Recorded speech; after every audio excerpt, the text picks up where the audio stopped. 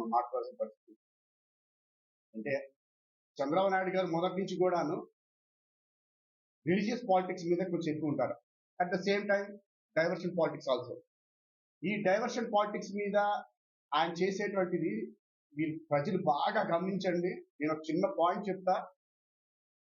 ఆ రోజు ఈ యొక్క లడ్డు వ్యవహారం మీద మనం ఏదైతే మాట్లాడుకుంటున్నామో దానికి అదే టైంలో పర్ఫెక్ట్ గా ఒక సంఘటన జరిగింది 2024లో.